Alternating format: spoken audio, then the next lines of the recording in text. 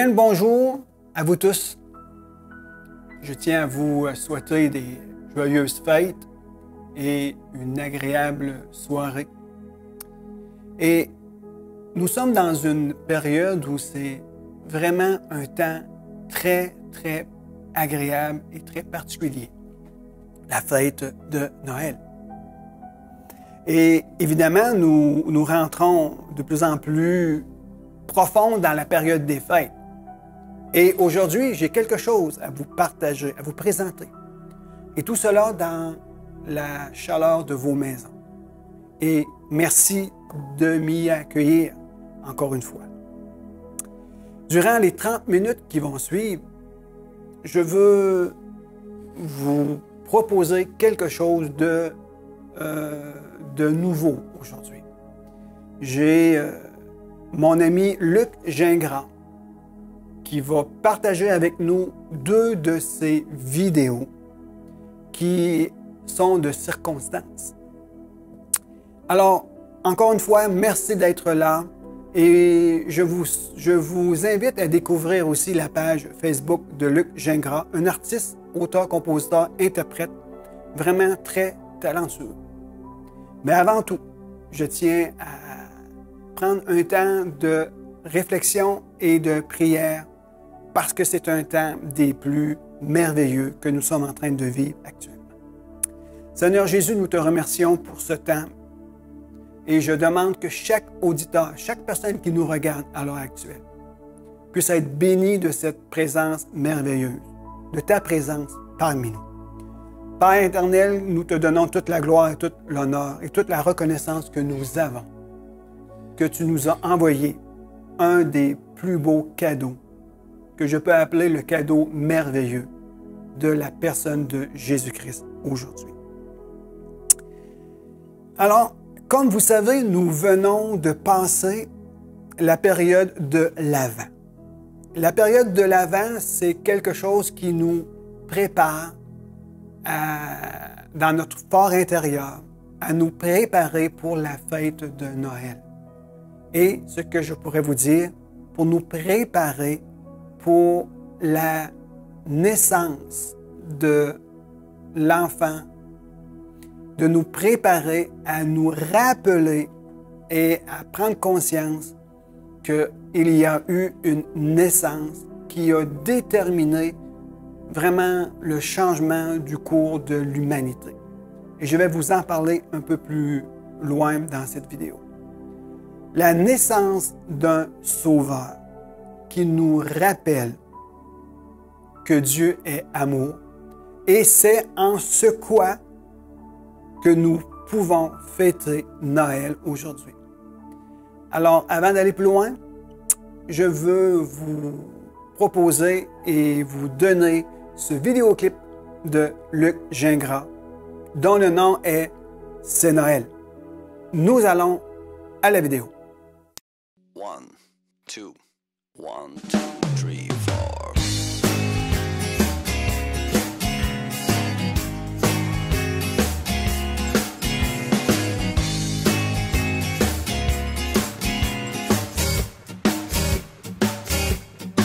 C'est Noël, les cadeaux, les présents, carte de souhait, meilleurs vœux et rires. Mais moi pour faire changement, histoire de faire changement, d'autres choses que je veux t'offrir.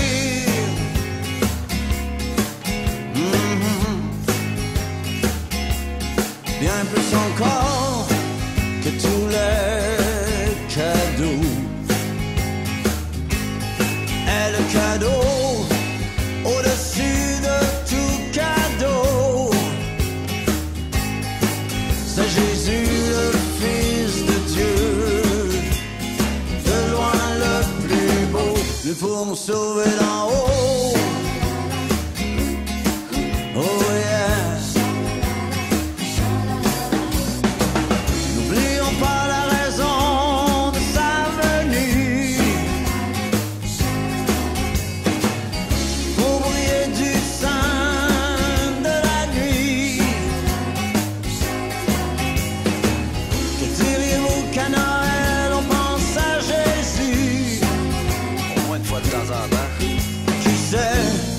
c'est pas lui qui changerait ta vie, ni celle de ton père, de ta mère, de ton frère, de ta soeur, tes cousins, tes cousines, tes mon oncle, tes ma tante, tes voisins, tes voisines.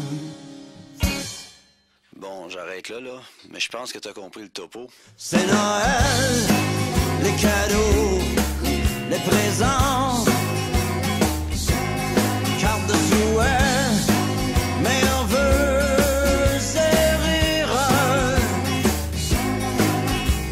Mais moi pour faire changement, histoire de faire changement, autre chose que je veux t'offrir, autre chose que je veux t'offrir, autre chose que je veux t'offrir, autre chose que je veux t'offrir. Laisse-moi te souhaiter Jésus, laisse-moi te souhaiter Jésus, laisse-moi te souhaiter Jésus, laisse-moi te souhaiter Jésus, laisse-moi te souhaiter Jésus, laisse-moi te souhaiter Jésus, laisse-moi te souhaiter Jésus, laisse-moi te souhaiter Jésus.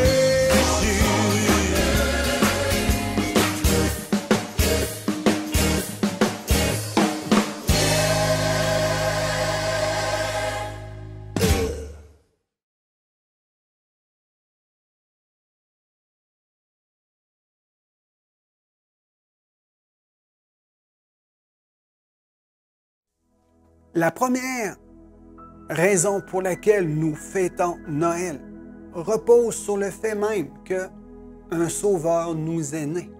La raison de Noël, c'est la nativité du Fils de Dieu dans ce monde. Et allons lire quelques passages ensemble qui nous expliquent ce que je suis en train de vous partager maintenant. Dans le livre d'Ésaïe, le prophète Ésaïe, chapitre 7, verset 14, nous dit ceci. C'est pourquoi le Seigneur lui-même vous donnera un signe. Voici, la jeune fille deviendra enceinte. Elle enfantera un fils et elle lui donnera le nom de Emmanuel. Allons un peu plus loin dans le même livre d'Ésaïe, au chapitre 9 et le verset 5. Car un enfant nous est né, un fils nous est donné, et la domination reposera sur son épaule. On l'appellera admirable, conseiller, Dieu puissant, Père éternel et prince de la paix. Je n'ai pris que ces deux références bibliques ici pour nous parler qu'il y a eu une annonce de la venue d'un enfant sur cette terre. Et dans les évangiles, il y a cet accomplissement. L'évangile de Matthieu et l'évangile de Luc nous rapportent très brièvement, mais très explicitement, l'accomplissement de la prophétie. Et je veux vous lire avec vous, dans le livre de Matthieu, cet accomplissement. Matthieu, chapitre 1, le verset 20 à 23. Chapitre 1, verset 22, verset 20 à 23 dans le livre de Matthieu. Ça dit ceci.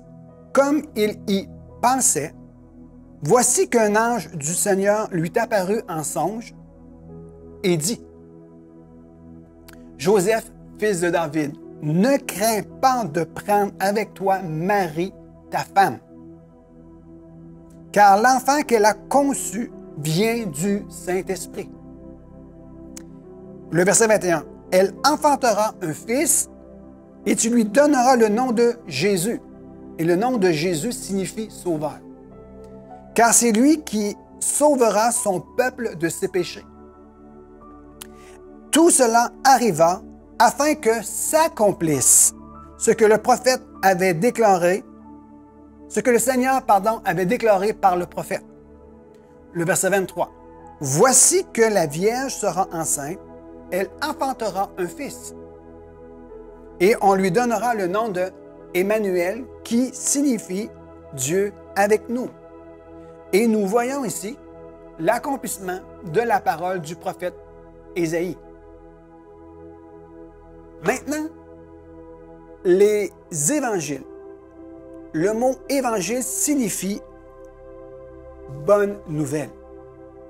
Et en la personne de Jésus, un enfant nous est né. Emmanuel, Dieu avec nous. En cela, c'est une bonne et excellente nouvelle. Un cadeau merveilleux de la part de Dieu, notre Père.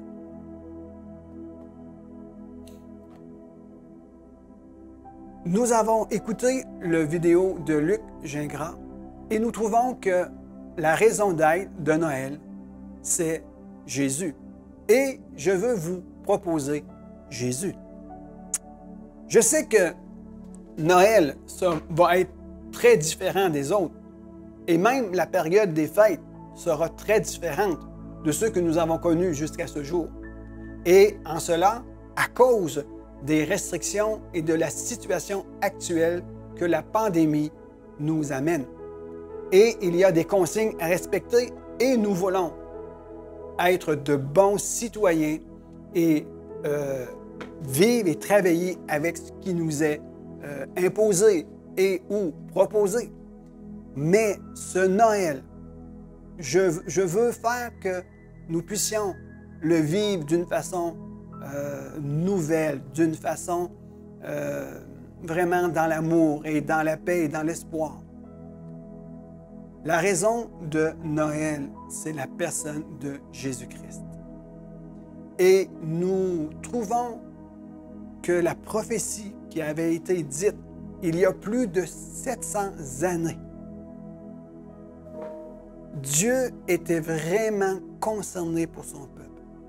Je veux aller un peu plus loin pour vous dire ceci, que ce Noël, je veux vous proposer de le vivre malgré toutes les situations dans lesquelles on se trouve. Je veux vous proposer, selon ce que la parole de Dieu enseigne, que Noël, que Jésus-Christ, bien que dans les situations parfois peuvent être difficiles, Dieu peut nous apporter paix, bonheur et joie au milieu de l'adversité. Si nous revenons dans le contexte de Ésaïe 7, 14, qui dit « Demande à l'Éternel un signe, et voici le signe que Dieu vous donnera. La jeune fille sera enceinte. » Je veux vous rentrer dans le contexte un peu ici. Pour ceux qui ont une Bible, vous pourriez aller lire Ésaïe 7 et les quelques versets qui précèdent l'annonce de cette venue de la femme la jeune fille sera enceinte. Le contexte est un peu complexe pour le roi Akab. Et le prophète Ésaïe vient dans un milieu où il y a conflit, où il y a guerre, où il y a une situation qui met la population en déroute. Ésaïe, le prophète, vient encourager le roi et il demande de demeurer ferme et d'avoir confiance en Dieu. Il encourage le roi Akab de demander à Dieu une intervention quelconque. Et le roi Akab dit « Oh non, je ne mettrai pas l'Éternel à cette épreuve. » Et c'est dans ce contexte que la promesse est venue. Au milieu d'un temps de difficultés, de problèmes et de confusion, il y a eu une promesse qui en est sortie. Et allons un petit peu plus loin maintenant. La première mention de cette venue d'un fils venant dans le monde, la première mention se retrouve dans Genèse 3, 15. Et ce que je veux aussi rajouter dans Genèse 3, 15, c'est dans un contexte très particulier aussi qu'il y a eu la promesse qui avait été faite. Allons lire le verset rapidement ensemble, s'il vous plaît. Genèse 3, 15. C'est le premier livres de la Bible, du Nouveau Testament. La Genèse nous signifie les origines. Genèse 3,15 nous dit ceci. « Je mettrai inimitié entre toi et la femme, entre ta descendance et sa descendance. Celui-ci t'écrasera la tête et tu lui écraseras le talon. » Ici, je veux simplement vous faire ressortir qu'il y a eu une annonce ici que viendra un jour une postérité de la femme. Il viendra un enfant, il viendra un fils. J'expliquerai le contexte dans une émission un peu plus tard, mais ici, près de 4000 ans, il y a eu une annonce que viendra une postérité pour venir rétablir la paix, la joie et venir nous sauver, nous guérir, nous délivrer. Ici, c'est immédiatement après que l'homme et la femme ont désobéi à un commandement ou à un ordre de l'Éternel qu'on appelle le péché originel, qui est sorti une promesse. Alors, là où je veux vous attirer votre attention, au milieu de toute situation, de tout ce que nous pouvons vivre, de désagréable, de complexe, il y a toujours quelque chose qui peut en ressortir d'agréable. Parfois, ce n'est pas toujours facile à comprendre, mais revenons au fait que Dieu a donné cette promesse qu'un enfant viendra, qu'Emmanuel, Dieu avec nous, sera accordé au peuple, et cela est sorti d'un temps de crise. Alors aujourd'hui, même le prophète Michée, 700 ans avant la naissance, nous a parlé de quel endroit viendra ce petit enfant. Il sera né à Bethléem.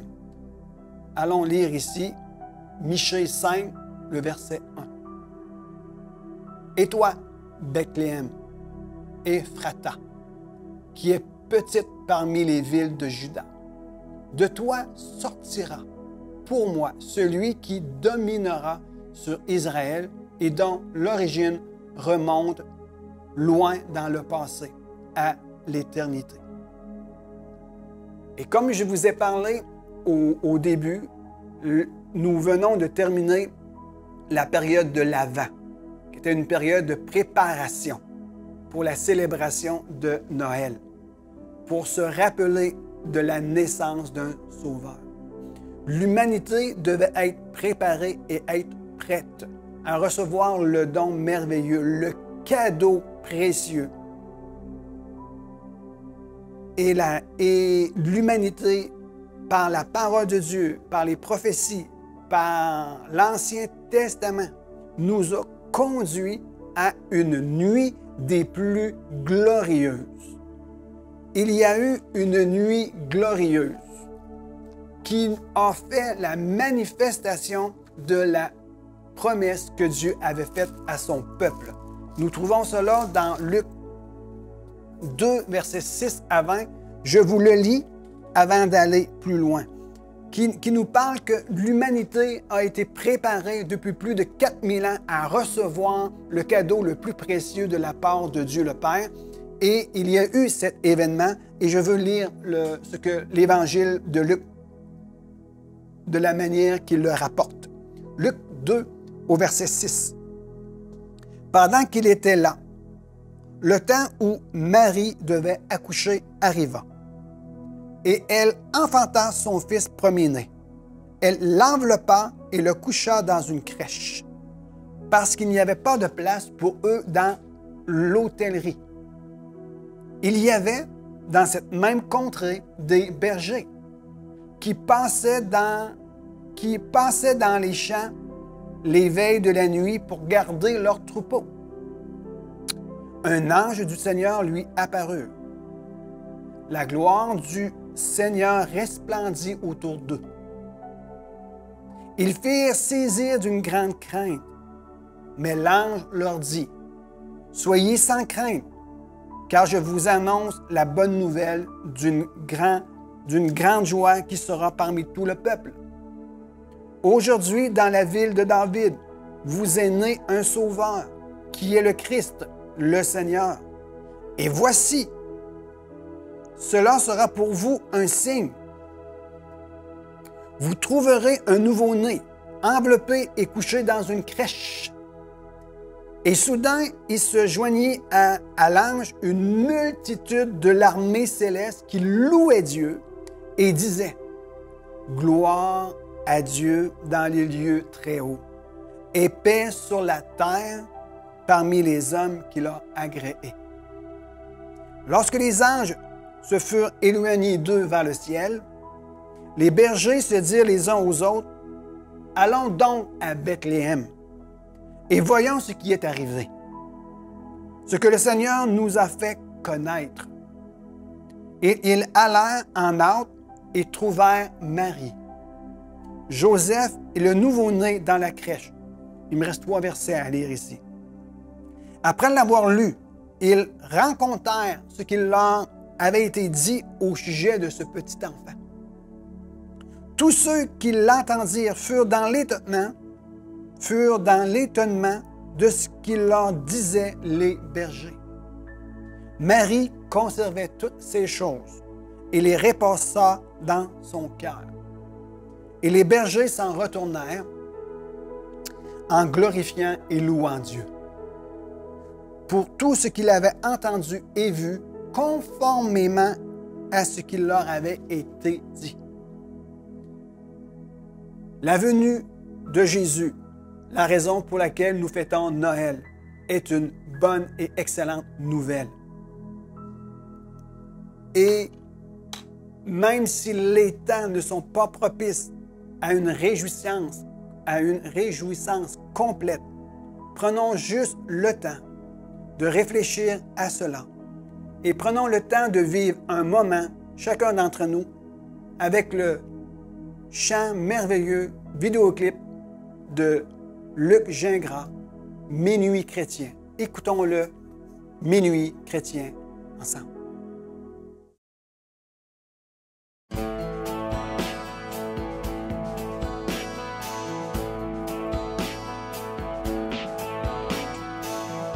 Minuit chrétien, c'est l'heure solennelle où l'homme Dieu descendit jusqu'à nous pour effacer la tâche originelle et de son Père arrêter le courroux. Le monde entier tressaille d'espérance à cette nuit qui lui donne un sauveur. Peuple à genoux,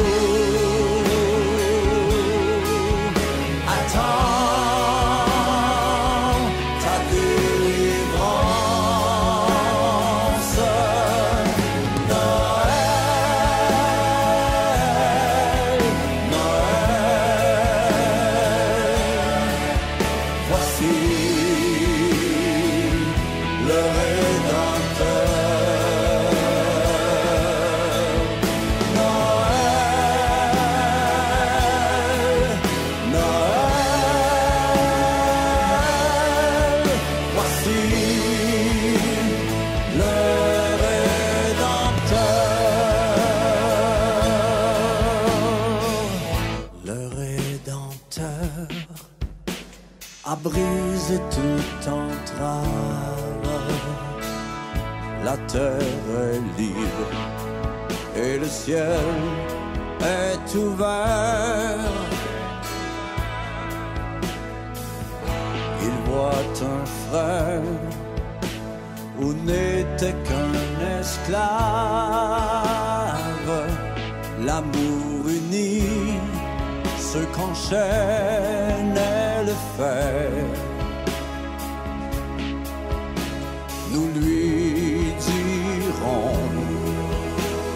notre reconnaissance, c'est pour nous tous qu'il n'est que souffre et meurt. Peuple debout, reçois ta délivrance. Noël, Noël, voici le Rédempteur. Noël, Noël, voici le Rédempteur. Peuple debout, reçois ta délivrance. Noël, Noël, voici le Rédempteur. Noël, Noël, voici le Rédempteur. Voici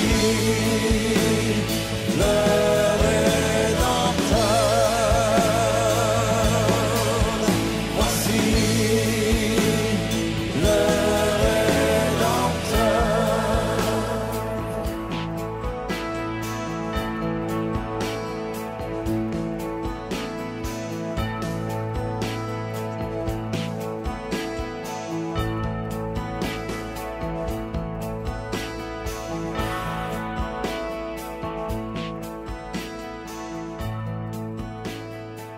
Noël, nativité, qui désigne principalement la naissance à Bethléem de Jésus de Nazareth.